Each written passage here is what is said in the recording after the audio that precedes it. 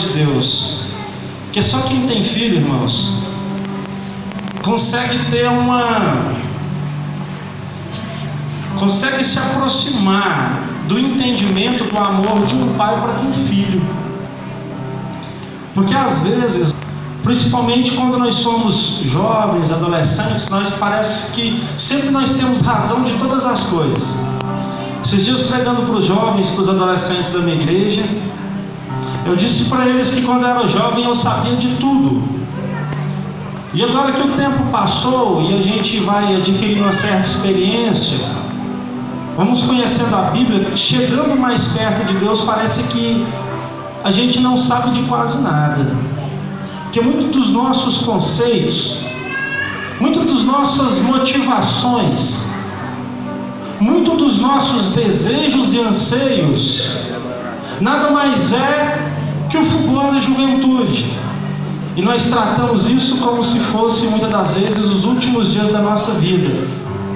Erramos, pecamos, não entendemos muitas das vezes o propósito de Deus nas nossas vidas, não entendemos sobre santidade e sobre filiação. E aí, quando nós vamos chegar na idade mais madura, quando vamos aprofundando o conhecimento, o Senhor começa a nos ensinar lições preciosas. Quanto mais lemos a palavra de Deus, e nós como cristãos precisamos ler a Bíblia, mais vamos recebendo algo como se fosse chave, que vai destrancando algumas dificuldades, que vai fazendo morrer alguns conceitos, e que vai levantando certos entendimentos sobre a vida, sobre santidade, sobre filiação, sobre Deus. Nada mais é importante na nossa vida que conhecer a Deus, e conhecer a Deus como Pai. Eu queria que você mesmo assentado abrisse a sua Bíblia na carta de Romanos, capítulo 8, para nós nessa noite meditarmos nessa palavra. Uma palavra que eu creio que o Espírito Santo vai fazer com que ela assente no seu coração, assim como todos os dias Deus tem me falado muito sobre isso. E eu queria dividir com os irmãos nessa noite. Eu queria que isso fosse importante para você. Romanos 8, eu vou ler 4 versículos e vou começar a partir do versículo 14. Romanos 8, 14, a palavra de Deus diz assim: porquanto todos os que são guiados pelo Espírito de Deus são filhos de Deus. Pois vós não recebeis um espírito que vos escravizes para andardes uma vida mais atemorizados, mas recebestes o Espírito que os adota como filhos, por intermédio do qual podemos clamar: Abba, Pai. O próprio Espírito testemunha ao nosso espírito que somos filhos de Deus. Se somos filhos, então também somos herdeiros, herdeiros de Deus e co-herdeiros com Cristo, se realmente participarmos dos seus sofrimentos, para que da mesma maneira participemos da sua glória. Feche o seu olho mais uma vez, feche seus olhos mais uma vez, leve o seu pensamento a Deus e ore comigo e ore por mim nessa noite mais uma vez, amém? Senhor Deus, nós estamos, Pai, aqui, Pai, e que a Tua palavra possa falar conosco nessa noite, Senhor. Que o Senhor possa nos instrumentalizar, Pai. Que essa palavra, Senhor Deus, falada nessa noite, Pai, seja motivo, Senhor Deus, de vitória na vida dos Teus filhos, ó Pai. Senhor Deus, que esse entendimento, Pai, de filiação possa tomar conta do nosso entendimento, para que nós possamos ter mais a cada dia confiança de chegar perto de Ti, de querer olhar para Ti, de entender sobre a Sua santidade, para que nós possamos ser co-herdeiros com Cristo, Senhor Deus. em nome de Jesus, ó Pai, preenche esse lugar, manifesta nesse lugar, Espírito Santo, gera em nós uma resposta para que os céus, ó Pai, se manifeste nessa noite, nesse lugar, em cada coração, Senhor Deus, em nome do Senhor Jesus. É importante, irmãos, falar um pouco sobre santidade, porque quando o profeta Isaías, no capítulo 6, ele diz que teve uma visão e viu serafins diante do trono de Deus, e esses serafins tinham 6 asas. Com 2 asas eles cobriam o rosto, com 2 asas eles cobriam os pés, e com 2 asas eles voavam. O interessante de nós começarmos a entender mais e nos aprofundar sobre santidade é que serafins é a expressão máxima, a simbologia da santidade de Deus, do ser santo, que expressa aquilo que Deus, o próprio Deus é. E o interessante é que a palavra diz que com 2 asas eles cobriam o rosto, porque mesmo os serafins, mesmo eles, expressão de santidade, quando eles chegam diante de Deus, a glória de Deus ela é tão grande, ela é tão intensa, que eles não conseguem olhar para o trono de Deus, porque eu penso que a glória de Deus ela é tão grande, ela é tão maravilhosa, que mesmo nós, quando vamos orar, fechamos os nossos olhos e sentimos o poder do Espírito Santo sobre nós. E a palavra diz que com 2 asas eles cobriam os pés, para nós notarmos quão sagrado é o lugar onde Deus está, que nem os anjos poderiam tocar, nem mesmo os serafins poderiam tocar no lugar onde Deus habita, de tanta santidade de Deus, da santidade que flui do próprio Deus, daquilo que nós buscamos experimentar todos os dias. E a palavra vai dizer que esses serafins eles clamavam: Santo, Santo, Santo. É importante dizer, meus irmãos, que a cultura judaica, os judeus, eles têm uma pronúncia diferente, eles têm costumes diferentes. Por exemplo, nós quando vamos dar ênfase a alguma palavra, nós colocamos ao escrever uma palavra maiúscula, ou nós ao digitarmos colocamos essa palavra em negrito, ou sublinhamos. Mas todo judeu, quando ele quer dar ênfase a algo, ele repete essa palavra por 2 vezes. Jesus mesmo ele dizia: vinde a mim todos os pecadores. O que eu quero dizer com isso, irmãos? Quando Jesus ele chegava diante dos pecadores, ele pregava para pecadores, ele dizia para que essas pessoas fossem a Ele, porque somente através de Cristo nós poderíamos voltar a ter contato com Deus. Cristo é essa ponte que nós temos para alcançar e sentir essa santidade de Deus. E Cristo muitas das vezes ao pregar, ele dizia palavras repetidas, em verdade, em verdade.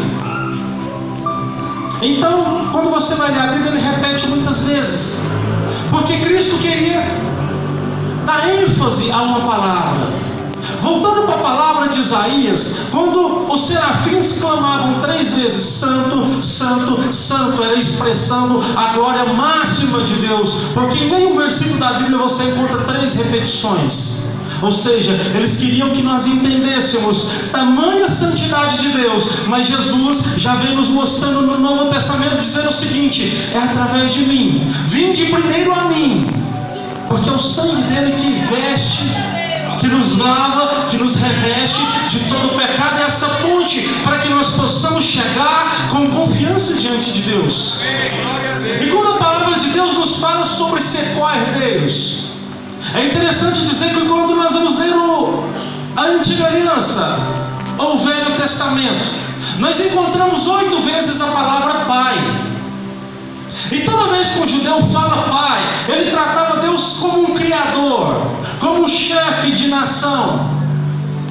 E Jesus, meu irmão, quando ele já veio aqui no Novo Testamento, na Nova Aliança, dizendo: vinde a mim, todos que estáis cansados e sobrecarregados, Jesus, na verdade, ele quer dizer, primeiro, que ele é a ponte para chegar até Deus. E segundo, quando somos co-herdeiros com Cristo, nós começamos a entender verdades, muitas das vezes, que vamos receber através da palavra de Deus, que nós somos, aliás, que nós temos muito mais que um Deus. Nós temos um Pai. Aleluia. No Novo Testamento existe 272 vezes a palavra Pai. Quando Jesus ele veio inicialmente para que os judeus crescem. E o judeu, meu irmão, o judeu conhece Deus. O judeu sabia quem era Deus, mas o judeu não entendia que esse mesmo Deus, a partir de agora, através da vida de Jesus, ele seria mais que um Deus, ele se tornaria o nosso Pai.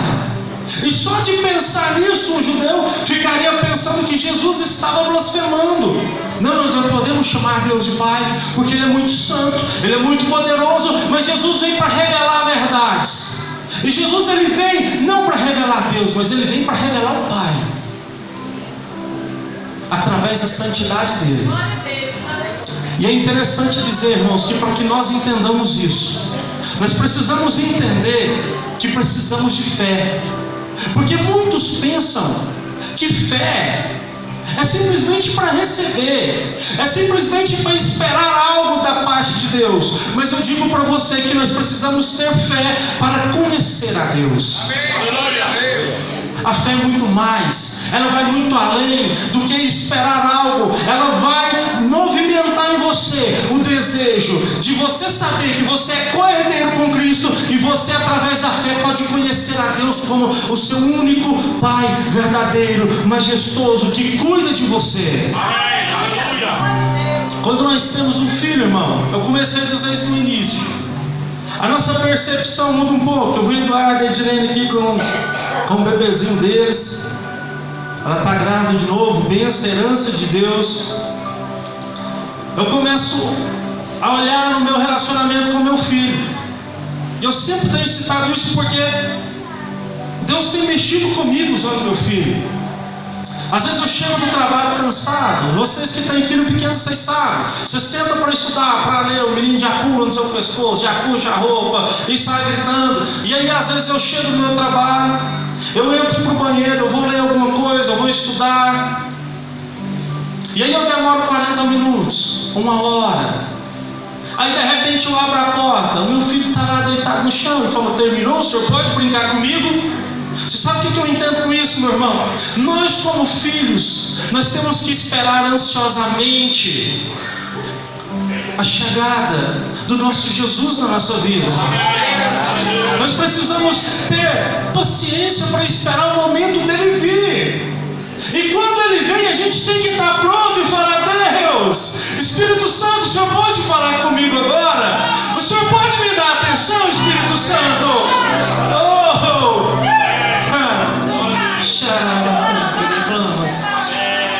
Porque nós como filhos, irmãos, nós precisamos ter saudade do Pai. Quantas das vezes nós queremos um Deus como alguém que simplesmente nos despeja bênçãos, mas nós que não queremos um Deus de relacionamento, nós não queremos um Deus no qual nós podemos fechar os nossos olhos e confiar e nos jogar e saber que a mão de Deus vai nos amparar, porque Ele é o nosso Pai, e o Pai não deixa as coisas ruins acontecer com o filho, embora muitas das vezes Ele permite por causa da teimosia. Amém, verdade, aleluia. Muitas das vezes, em algum momento mais nervoso, a gente dá uma palmada ou uma chineladinha. E aí, os pais sabem. Minha mãe dizia isso, eu pensava que ela mentia para mim. Ela falava: não tenho prazer de te bater. E eu falava: não sei não. Mas aí hoje eu sinto que realmente o pai não tem esse prazer. E aí a gente muitas das vezes dá umas palmadas.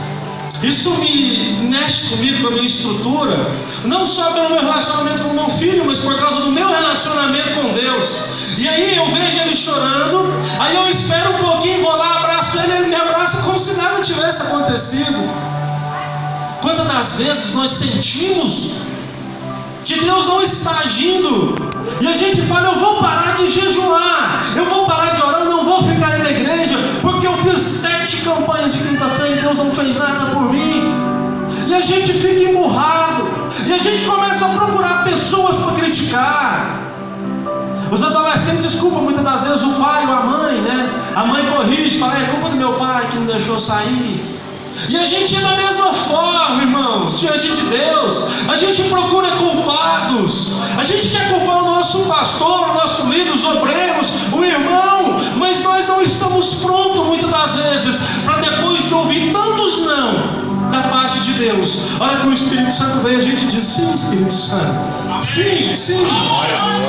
Irmãos, é hora de nós nos posicionarmos como cristãos, que mesmo sem receber, muitas das vezes mesmo ouvindo não, a hora que Ele vier, a gente dizer, sim, Espírito Santo, vem, Espírito Santo, é agora, eu preciso de me relacionar com você, Espírito Santo, eu preciso que o Senhor venha e limpa as minhas lágrimas, me segura pela mão, me ajuda a caminhar novamente.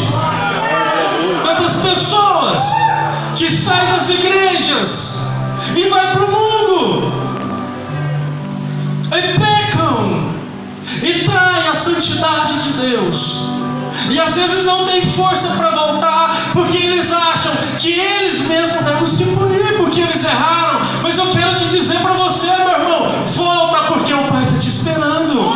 Volta, porque o Pai está na janela te esperando, e Ele, ao ver você ir, Ele vai correr, Ele vai te abraçar, e Ele vai te banhar, vai te dar novas roupas, vai te dar anel, vai te calçar uma chinela. Porque muitas das vezes nós pensamos, não, eu sou muito pecador, eu não posso mais participar da igreja, eu não posso mais me relacionar com Deus. Mas eu quero te dizer para você, irmão, uma mulher de fluxo de sangue, segundo a tradição judaica, quando ela encostava no sacerdote, esse sacerdote tinha que sair da cidade, tirar suas roupas, se banhar muitas vezes, para que ao entardecer ele tivesse purificado. E às vezes nós temos essa mentalidade, nós não queremos participar, nós não queremos ir, nós não queremos confessar os nossos pecados uns aos outros. Mas eu quero dizer para você que quando essa mulher toca em Jesus, Jesus não fica sujo, mas a mulher que fica purificada novamente, ela que é curada, ela que participa da glória de ser curada e de ter um contato com Jesus. E de ter um contato com Jesus. Nós precisamos nos relacionar. Deus quer se relacionar conosco, e parte principal do nosso relacionamento com Deus é a oração. Quantos de nós não oramos mais? E nós dizemos que nós não temos mais tempo. Eu quero te dizer que isso é mentira do diabo, porque o nosso tempo, muitas das vezes, desperdiçamos ele, e a grande maioria das vezes é em redes sociais. Oramos 30 segundos, 1 minuto, 2 minutos, e dizemos que não temos tempo para orar. Sabe por quê? Porque nós fazemos aquilo que é prioridade. O que é prioridade na sua vida, meu irmão? O que é prioridade na sua vida, meu jovem? Minha irmã, você tem orado? Você tem falado com Deus? Nós precisamos falar com Deus, nós precisamos esperar Deus, nós precisamos sorrir e dizer, Senhor, eu quero me relacionar com o Senhor. E mesmo quando nós não ouvimos nada, mesmo quando nós não ouvimos nada, eu quero te dizer que Ele está presente. Muitas pessoas faziam de tudo para falar com Jesus, faziam de tudo, viajavam de cidade em cidade, gastavam muitas das vezes o que tinha e o que não tinha, simplesmente para receber. E você sabe o que o apóstolo João fazia com Jesus? Ele deitava a cabeça no seu peito e não precisava de palavra, porque ele sabia que ele estava ali, ele sabia que o Pai estava ali, ele entendia que o próprio Pai estava ali. E eu quero te dizer para você, hoje Deus, através da pessoa do Espírito Santo, Ele não está simplesmente aqui, mas Ele vive dentro de você, Ele está em você, se move em você e manifesta na sua vida. Oh, Xarabacanta. Oh Deus, quanto tempo nós vamos esperar ainda? Quanto tempo nós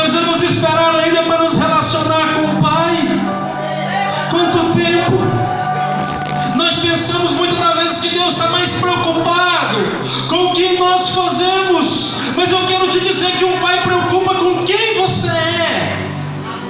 Nós queremos fazer tantas coisas, nós queremos trabalhar, nós queremos ir para a igreja, a gente quer fazer tanto, mas nós não queremos tirar um tempo para estar com Deus a sós. Construímos altares públicos, mas nós não temos mais altar particular, onde nós podemos fechar os olhos sozinho e começar a falar em línguas e orar em línguas. Xarabacantas reclamas, lamanarras de onda, xarabacantuitas. Oh Deus, oh Espírito Santo, oh Deus, oh Deus.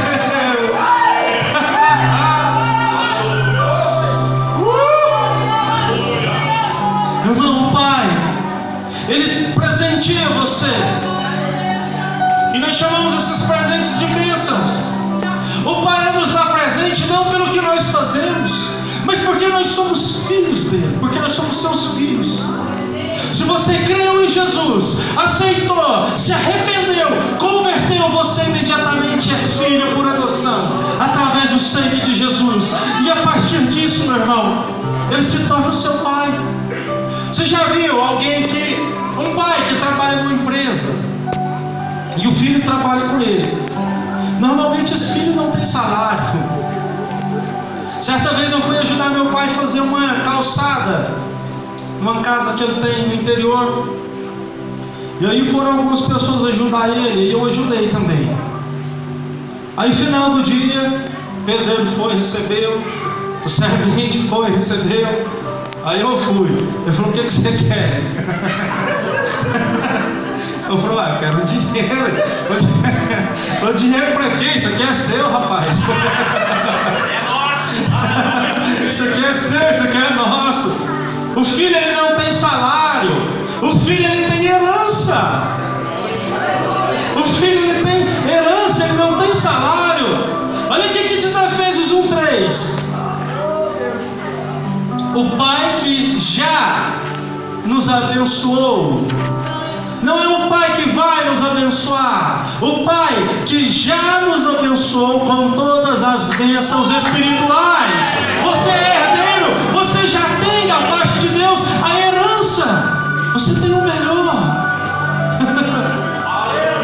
Sabe por que muitas das vezes nós não aproveitamos essa herança? Porque às vezes nós ainda somos crianças da fé. E eu provo para você, Gálatas 4:1. O herdeiro, enquanto menor de idade, em nada difere do escravo, embora seja senhor de tudo. Sabe o que eu entendo com isso, irmão? Você, pai que tem carro. Eu tenho carro emprestado, mas é meu.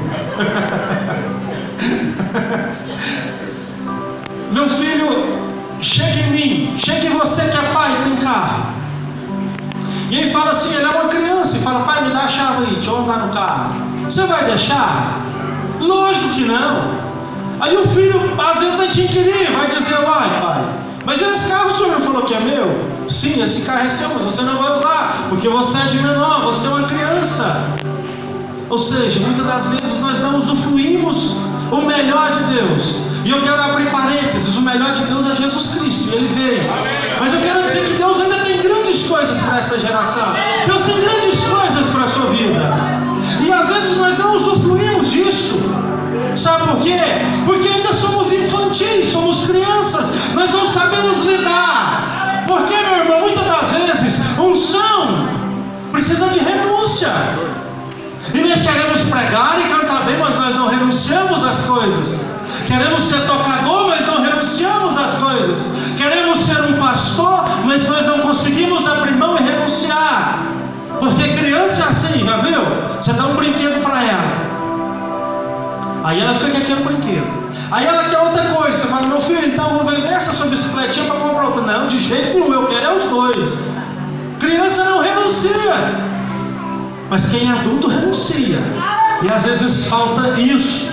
E é por isso que nós precisamos ensinar os nossos filhos que pai, ele às vezes ele dá mais que presentes, pai dá mais que conselho, pai dá destino a um filho.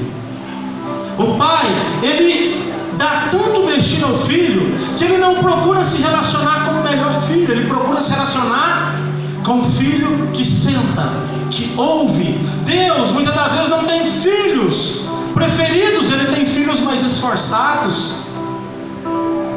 Esses dias para trás, eu nesse mesmo lugar, nessa história da calçada, estava lá e meu pai falou assim: lava o meu carro aí, brincando com a gente.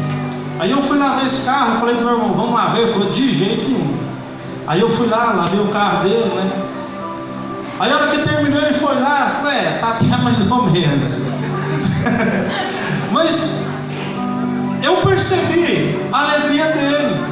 Não porque eu lavei o carro dele, mas porque eu dei atenção. Ele entendeu que ele para mim era importante, porque eu estava fazendo algo para ele. Se eu não tivesse lavado o carro para ele, eu continuaria sendo filho. Mas como eu mostrei que ele é importante para mim, eu percebi a satisfação dele. E muitas das vezes Deus é assim com a gente. Nós queremos nos relacionar, nós queremos entender ele, mas nós não sentamos, nós não lavamos o carro dele, nós não dizemos para ele que ele é importante, nós não fazemos coisas para atrair o olhar do Pai. E nós precisamos fazer isso. O coração do filho precisa entender. O coração do filho precisa entender, ao orar, ao se relacionar com Deus, que não é assim: Deus, eu exijo que o Senhor faça. O coração do filho não é assim: Senhor, eu quero que o Senhor realize. Sabe por quê? Porque o coração do filho precisa entender o coração do pai e dizer: Pai, onde o Senhor for eu vou, eu estou com o Senhor. Deus, é isso que o Senhor quer para a minha vida? Sim, eu quero isso também. Nós precisamos entender essas verdades espirituais que muitas das vezes passa batido. Porque Deus, irmãos, Deus, Ele não quer que você simplesmente faça. Deus espera que você queira fazer. Eu não vim aqui para contar minha vida para os irmãos não, mas eu me lembro de alguns detalhes que relacionam isso aqui. Esses dias a gente viajou de férias, e aí a gente levantava bem cedo. E aí minha esposa gosta de ir para a água com o meu filho, eles iam. E eu não gosto muito de água, mas eu ia para acompanhar, ficava a maior parte da manhã. Aí à tarde eu gosto de andar, de conhecer lugares, eu andava e ela ficava brava comigo. Um dia eu fiquei bravo, ela falou: meu bem, eu estou fazendo tudo, eu fico a manhã inteira com você. Ela, em outras palavras, ela disse assim: mas eu não quero que você faça, eu quero que você queira fazer. Aí eu, como um homem, falei: que é isso? Quer dizer que eu fazer não está bom? Não, eu preciso querer fazer. O que adianta você fazer campanha simplesmente para receber bênção? O que adianta você vir na igreja só por vir? Ou você simplesmente pedir? Ou simplesmente você levantar a mão? É necessário a gente querer levantar a mão, mas com prazer. É necessário virmos para a igreja com vontade de adorar. É necessário fazermos campanha, porque nós queremos agradar a Ele, ouvir a voz dEle, entender a vontade dEle. Nós precisamos mais do que fazer, nós precisamos querer fazer algo para Deus. Parte daqui, irmão, do coração, parte da nossa vontade de querer agradar o Pai, parte da vontade de querer relacionar com o Pai. E essa vontade não pode ser externa, porque se essa vontade de relacionar com o Pai for externa, quando não vir benefício da parte do Pai, nós não vamos mais querer agradar a Ele, porque não estamos recebendo nada. A vontade de agradar o Pai tem que vir de dentro, é de dentro para fora, tem que ser fluindo através de você. Não simplesmente levante a mão e adore ao Senhor quando estiver ministrando louvor, mas queira, anseie pelo momento de você chegar e relacionar, e levantar a mão, e poder gritar, e sorrir, e pular. Espere por isso, crie momentos para você se relacionar com Ele. Crie momentos. Nicodemos, ele marcou o horário com Jesus. Ele falou assim: não, eu não posso de dia, mas marque o horário. A mulher prostituta foi forçada a encontrar com Jesus. A mulher samaritana foi acidental, estava lá tirando a água do poço e Jesus apareceu. E às vezes nós temos desses três perfis. no nosso caráter e no nosso relacionamento com Deus. Nós queremos marcar momento e dizer: não, é domingo vai ser legal. Não, meu irmão, é toda hora, é todo dia, porque você tem o Espírito dentro de você. Toda hora é hora de adorar, é hora de pular, é hora de glorificar, é agora, é toda hora. O dia é hoje, diz Hebreus. Hoje é o dia. Não pode ser acidental. Você foi pego lá e entrou dentro da igreja e se encontrou com Jesus. Não seja acidental. Crie expectativa. Não seja forçado pela dificuldade do dia a dia. Não espere um momento em que você se sinta obrigado a buscar a Deus. Mas busque a Deus porque o seu coração clama por Ele. Busque a Deus. Essa motivação tem que ser de dentro. Ela tem que partir de dentro para fora. É interessante dizer, meu irmão, que quando isso começa a acontecer, a gente confunde algumas coisas sobre Deus. A gente confunde em Deus fazer alguma coisa por nós por necessidade. E eu quero te dizer que Deus, Ele não faz pela necessidade. Deus faz pelo propósito. O Pai faz pelo propósito, não é pela necessidade. Necessidade o Pai supre. A necessidade de comida o Pai supre. A necessidade de uma roupa, de um calçado o Pai supre. Agora, meu irmão, eu quero te dizer que um pai age por propósito. Às vezes ele tem lá uma certa quantia guardada. O filho quer um carro, ele fala: não dou o carro, eu vou pagar a faculdade, porque o meu propósito é que você cresça. Aleluia. Deus trabalha por propósito. Um pai é como sombrinha. A sombrinha não nos protege muitas das vezes simplesmente da chuva. A sombrinha nos protege de nos adoecer, pegar uma gripe, um resfriado. O pai é da mesma forma. Irmão, vivemos um tempo onde essa geração jovem vai deixar, não simplesmente vai deixar de pecar, mas também vai deixar de fazer muitas coisas permitidas, porque quanto mais abrimos mão do mundo, mais abrimos os braços para o Pai. Deus vai levantar essa geração, e eu creio, e eu quero fazer parte dessa geração que nega o pecado e nega algumas coisas que são permitidas só por querer agradar o Pai e dizer: não, Pai, eu estou com o Senhor, eu não abro não, eu quero que o seu propósito se cumpra. Amém. Glória a Deus. E Jesus também disse, nós lemos aqui no verso 15, uma das frases mais lindas. Jesus diz assim: e através, por intermédio do qual podemos clamar Abba Pai. E Jesus dizia Abba Pai. Abba Pai, traduzindo nos dias de hoje, é como se uma criança viesse até o pai e falasse assim: paizinho, meu papaizinho. Irmão, a gente parece uns bobos. Às vezes eu estou relacionando com meu filho e ele fala: pai, você já acha que minha sobrinha ensinou a me chamar de velho? Eu falei com ele, ele parou. Vai não, meu filho, o papai é jovem. E aí ele vem e fala: pai. Eu falo: opa, pai não, é papaizinho para você, rapaz. E você é meu filho, é paizinho. Meu irmão, você não tem ideia de como fica o coração de um pai quando um filho abraça e fala: meu papaizinho, eu quero você, paizinho. Sabe o que o nosso coração responde? Sou demais, eu sou um pai. Meu irmão, não confunda muitas das vezes o seu relacionamento com Deus com medo, porque você tem pecado. Porque o pecado, ele é perdoado através do arrependimento, com a intimidade que você pode ter com Ele. Busque ter intimidade com Ele, busque relacionar com Ele. Gálatas 4:6, porque nós somos seus filhos, Deus enviou aos nossos corações o Espírito do seu Filho, e por meio dele clamamos: Abba Pai, Paizinho querido. Meu irmão, Deus requer sacrifício. Um pai requer relacionamento.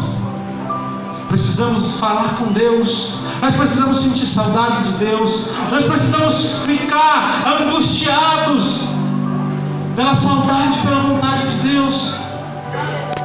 Lá no Rio das Pedras, certa vez, o pastor Paulo nos indicou um livro para ler, A Cruz e o Punhal. Lembra, pastor? David Wilkerson. E esses dias, procurando algumas coisas dele na internet, ele disse uma frase que me chamou a atenção. Ele falou que nosso coração precisa ser batizado de angústia pela presença de Deus. Nós vivemos uma geração que não tem se angustiado por clamar por Ele. Irmão Modestinho está aí? Tá? Os irmãos já sabem, né? O que é angustiar pela presença de Deus? É gritar, é ficar doido. Nós vivemos um tempo, irmãos, em que o Espírito Santo não nos derruba mais, não precisa. É nós que nos jogamos no chão e fala: Deus, nós te queremos. Vem nesse lugar, manifesta a tua glória. Eu preciso te sentir. Nós fazemos igual muitas das vezes Jacó. A gente segura o anjo e fala: não, você não pode ir. É minha chance de me relacionar, é agora. É a chance de eu dizer quem eu sou, é agora. Um Deus, irmão, requer algo, mas um Pai doa aquilo que tem. Amém. Um Pai doa aquilo que tem. E a palavra de Deus diz que nós somos co-herdeiros com Cristo. Fiquei pensando, o que é co-herdeiros com Cristo? Aí eu fui estudar. Co-fundador é aquela pessoa que funda algo junto com alguém. Co-piloto, aquele que pilota junto com alguém. Co-autor é aquele que compõe junto com alguém. Irmãos, o que Cristo falou certa vez numa conversa com os amigos? Ele disse assim: o Pai me deu tudo que o Pai tem é meu. Aí a palavra de Deus, onde nós lemos aqui, no versículo 17, dizemos que nós também somos herdeiros de Deus e co-herdeiros com Cristo. Eu quero te dizer que todas as bênçãos espirituais sobre Jesus, ela também é para a sua vida. Jesus certa vez disse assim: vocês poderão fazer mais do que eu. Sabe por quê, irmão? O Espírito que habitava em Jesus, o Espírito dele, quando ele vai subir ao céu, ele fala que vai deixar quem? O Consolador, o Espírito Santo. O mesmo Espírito que se moveu em Jesus, ele se move de dentro de você, ele se move em você, e é por isso que você é herdeiro. Deus, irmão, não te trouxe aqui para que você ouvisse uma palavra que te emocionasse, mas Deus te trouxe aqui para posicionar você, para te dar uma direção. Talvez você entrou aqui nessa noite, eu não sei como, triste, angustiado, e aí você não veio aqui para se emocionar, mas nessa noite você veio aqui para que Deus te desse uma direção, porque o Pai traz direção. E eu queria que você abaixasse a sua cabeça nesse momento, se posicionasse como filho nessa noite. Eu quero dizer para você, meu irmão, ainda há esperança. Você pode se tornar filho de Deus a qualquer instante. Quem não creu em Cristo, quem não entregou sua vida para Jesus, é filho de Deus? Não, é criatura de Deus. Mas quando você levanta a mão e aceita o sangue de Jesus sobre a sua vida, correndo do alto da sua cabeça até a ponta dos seus pés, esse sangue ele te lava, ele te purifica, ele te traz uma marca que é o Espírito Santo, e ele te torna filho de Deus. E eu quero perguntar, eu não sei, mas pode ser que aqui nessa noite tem alguém que ainda não entregou sua vida para Jesus. E eu queria convidar você, meu filho, vem cá receber essa filiação.